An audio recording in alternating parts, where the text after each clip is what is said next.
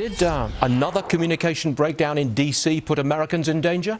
As early as 2007, a government safety agency uncovering gas pedal issues at Toyota. Then it reportedly closed the case without sharing the information with the Transportation Department. Sound familiar? Well, it should.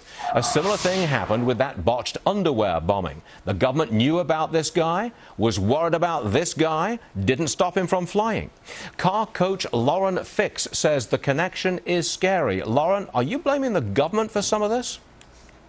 Well, I mean, think about it. If the Department of Transportation has information, shouldn't they be sharing it with the National Highway Traffic Safety Association, which affects you and I and the cars that we drive? Well, how would we fix this? I mean, do you have to have all these bureaucracies talking to each other all the time? Kind of a difficult thing, wouldn't you say?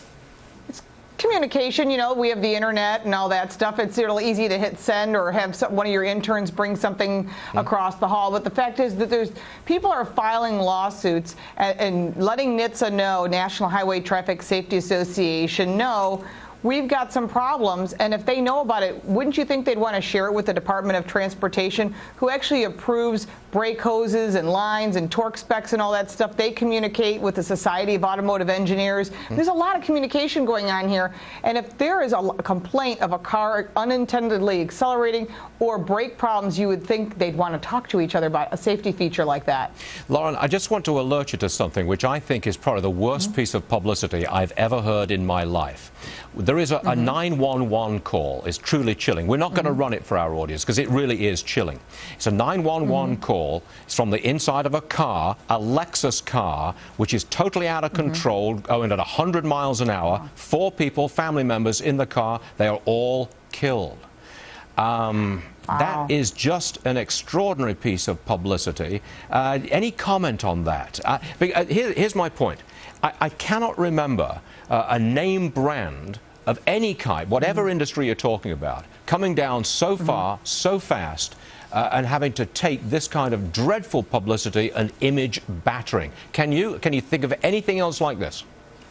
The only thing that can even come close is Tylenol when they had their bad situation years ago. And they've recouped, but this is huge, and there's still more coming down the pipeline. We still have Prius having electrical headlight problems. We still have all these uncovered documents that are in attorneys' hands that we don't know about, and a lot of cover-ups and things. If you get on the internet and start looking, and there's some really solid documentation, this could be much bigger than what we know. And part of it is lack of communication, and part of it is the way our government operates. But Lexus, I mean, if ever there was a brand that was absolutely top of the line, gold-plated, it was Lexus, was it not? Do you think they can come out of this? Absolutely. Do you think they can come out of this?